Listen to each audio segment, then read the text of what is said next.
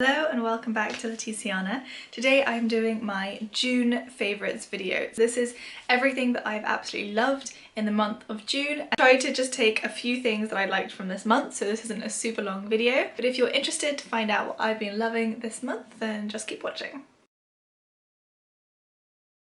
4 products that I want to talk about that I have been using non-stop. The first one is this Maybelline Face Studio Primer. Now, if you watched my drugstore favourites video a few weeks ago, you'll see that I actually skipped primers because I hadn't really come across a drugstore primer that I absolutely loved. I've tried quite a few, but none of them were absolutely like mind-blowing. I've really loved this. I went into Boots and I just thought, you know what, I actually do really want a good primer because I've been using my Glossier one a lot and that's a bit more high-end, it's a bit more expensive, it's a bit more difficult to access in the UK.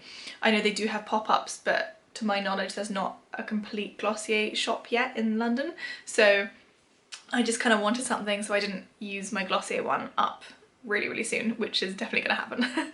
So I decided to try this one and it's so good. It's such an amazing texture. It kind of looks a bit like clay when you use it. It's this clay beige colour, but it's really soft, really smooth, and it's very blurring. And it does say on the front with blurring powders, which kind of scared me at first because blurring can often suggest like really cloggy, really thick, and then the powder part of it, I was thinking I don't really want like a matte primer, I want a dewy primer, I want something that's soft, that's like soft and tacky, something that my foundation can lock onto. I don't want it to be drying. Definitely not drying because my skin is very dry anyway. But I was so pleased to find out that it was not going to be like that. It's so nice. It's pore minimizing, it's so smooth. You put it onto your fingers and it automatically warms up and it gets all kind of liquidy, but at the same time it's not like dripping everywhere, and you can just smooth it onto your skin. It feels like a moisturizer. It's so nice. I honestly love it, so I'm gonna keep trying it. I've been using it every single day for the past 2 weeks and so far so good, but I'm gonna keep trying it and I will keep you posted on whether this is finally my all-time favorite drugstore primer, but it's looking good at the moment. Next up is another Maybelline product. This is the Maybelline Liner Express Line Refine. I'd be thinking like it's not anything special, but there you'd be wrong.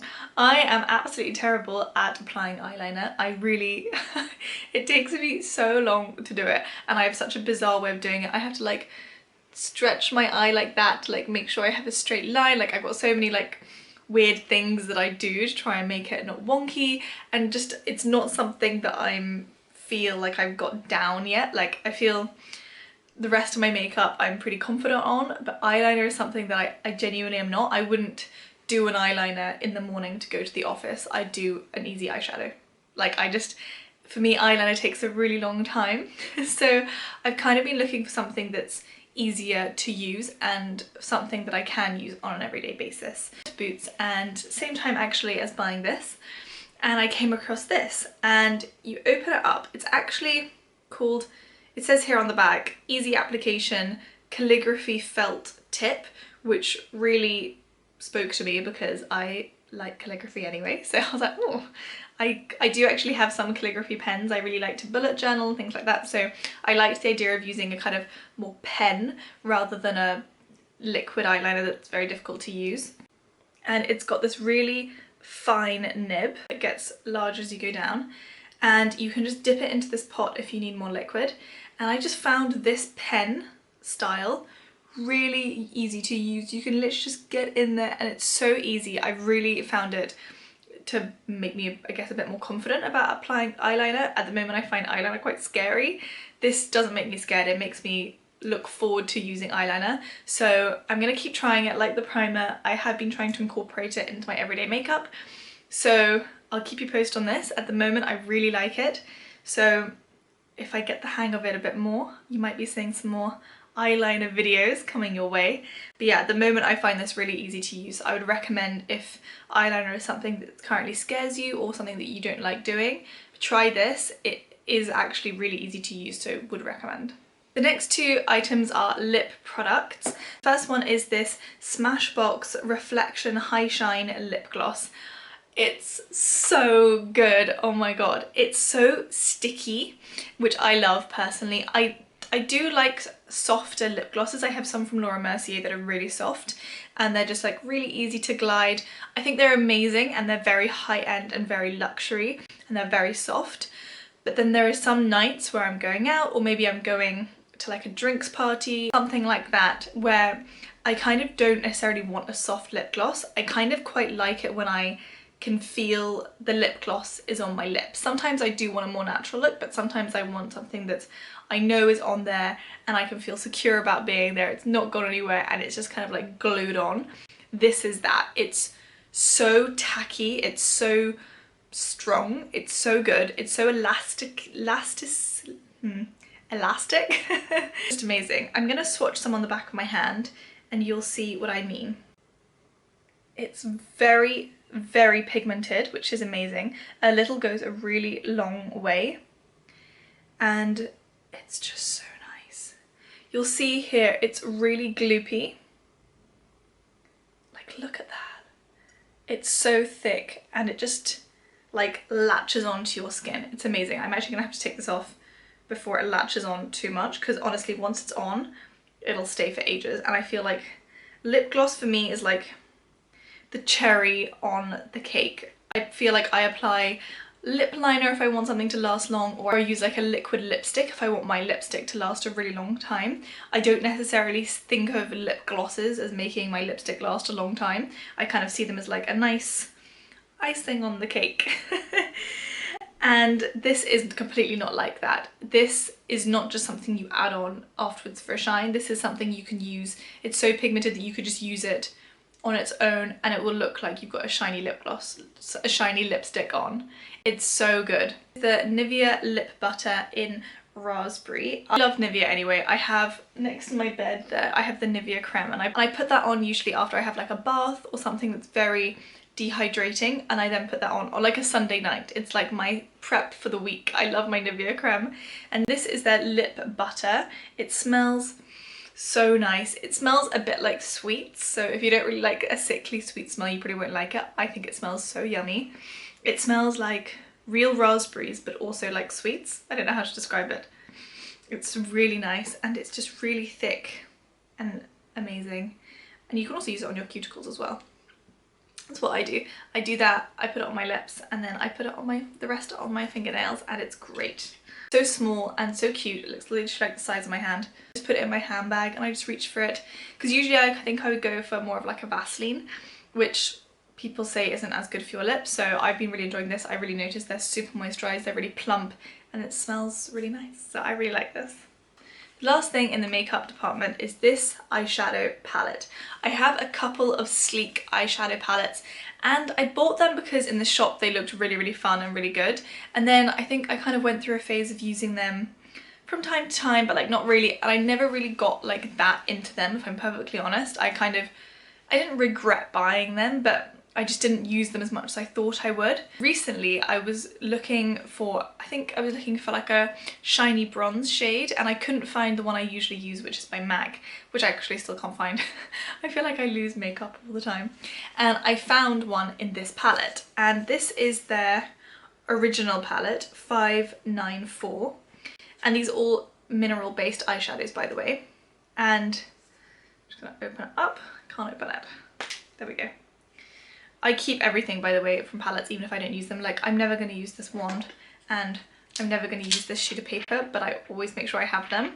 But as you can see, I've used them like a bit, but not really. I would say I've used it a bit, but not really. There are some shades I've used more than others. I use these two ones a lot. I've used these ones, I once used them for a play I was in. I played Ariel and I used that for my makeup to be like, I don't know, a bit sprite-like and otherworldly. I used the blues and the greens, and so I kind of saw this as more of like, I don't know, because it's so sparkly, it's not like an everyday palette. And I have another sleek one that's a bit more everyday, but again I didn't really use it. And then I was looking for this bronze shade and I eventually used this one here, and I loved it. It's what I'm wearing on my eyes right now, and it's so pigmented, and I thought that I couldn't use the shimmer for every single day, but I've been using it every single day. So I've been using these two combined. I might do an updated everyday makeup tutorial showing these two. So I'm definitely going to revisit my Sleek palettes. I feel like I judged them too soon. Like, all the colours are so cool. I'm really looking forward to using this purple shade. It looks really interesting, this purple shade. And I just feel like I judged it too soon. So this has definitely been something that I've been loving this month. I just have to put the things back on. I don't know why I do this. I keep them and I just don't, I'm never going to use it. I just have to keep packaging. Anyway. So moving off makeup and moving on to more homeware things. This is a shampoo bar. I've been wanting to move away from plastic for a really long time, and this is actually a fairly new flat for me. I moved in, when did we move in?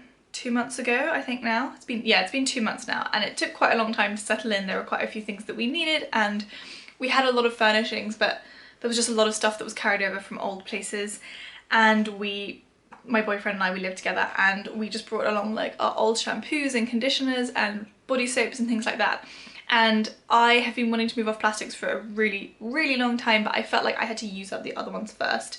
Anyway, we finally managed to finish off our shampoo bottle, and I thought this is the time to now move on to a plastic-free shampoo bar. And I'm gonna buy the conditioner one as well when my bottle runs out. And I'm slowly just trying to eliminate all plastic that enters this flat. I kind of see this flat as a total clean slate for that kind of thing.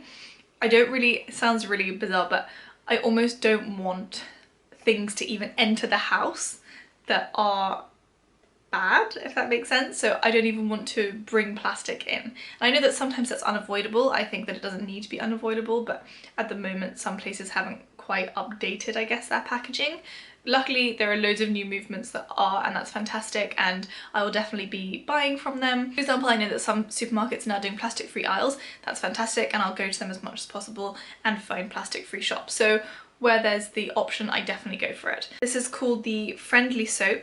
There's an umlaut above the friendly, the Y, so I'm not sure if it's supposed to be friendlier or friendlaw.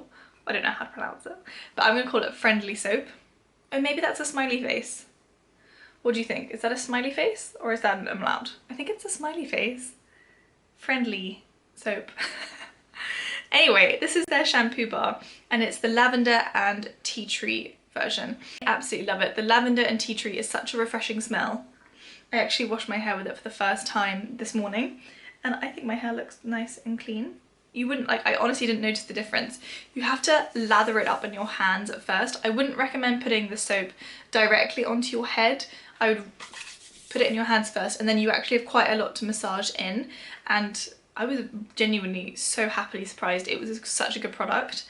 And it says here it's free from parabens, plastic, free from SLS, free from palm oil, free from cruelty. It's vegan, it's cruelty-free, it's just, oh yeah, best by ethicalconsumer.org. Like, it's everything you'd want. It's so good. And it says made with vitamin E rich castor oil, ideal for all hair types. This long-lasting bar naturally nourishes, conditions and promotes healthy hair growth. It's so nice. As I say, I've used it once, so I'm really happy with it, but I'll keep you posted on how it keeps going. I'm looking forward to just, yeah, moving on to this now. I don't really want to buy any more plastic bottles. I don't really think it's necessary. Just buy, and this is also paper, so you can recycle it. I actually bought this because I bought this on Amazon, which I know I feel like might be a bit hypocritical because then you use carbon for the Amazon driver to like bring it to you. I don't know, I have a few like, I feel like I haven't quite worked out the most eco-friendly way to buy shampoo bars yet. I want to find where I can buy eco-friendly shampoo bars in London that are not massively expensive. I still want to spend what I normally would, which is what this one was. This one I got on Amazon, and it came from NutriSun Health and Wellbeing store in Sutton. So maybe I'll go to them in person because it's not too far from me. So yeah, would highly recommend this shampoo bar. There are two last things in my June favourites. The first one is this. This is my homemade granola. I made this granola and it's so nice. I bring it to work every day. This is all I have left. It was in a big jar and now it's in this. It's got oats, pumpkin seeds, almonds, raisins. It's got so much in it. It's so good for you. I might actually do a video on how I make my homemade granola, but I actually get little jam jars. I put a layer of honey at the bottom, or maple syrup, and then yogurt, and then I put the granola at the top, and it just sits in my bag. I put it in the fridge when I get to work, and then that's my healthy snack when I'm at the office, so I don't reach for things like crisps or chocolate. I get my yogurt and granola. Sometimes I just eat the granola.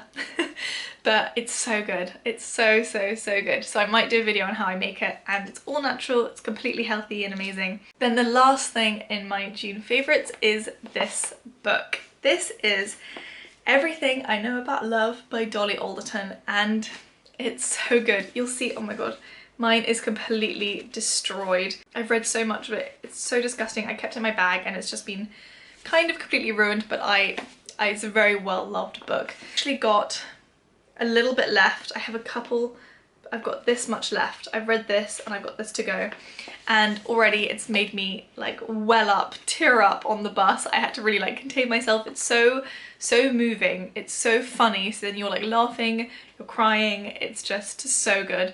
And it really, everything resonates. Even though I haven't necessarily been through all of her experiences, you completely, I don't know, her words just touch you. So even if you haven't been in that exact situation, you can totally relate, and then you can kind of apply it to yourself anyway.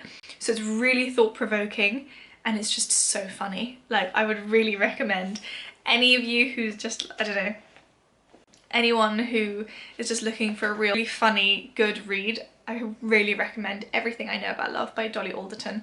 I know she writes a column in the Times at the moment, in the, I think, Sunday on the Weekend Times. She's in the Saturday Times magazine, I think. I feel like I'm a bit late to the game on this. I feel like loads of people have already read it, so sorry if I'm really late to the game.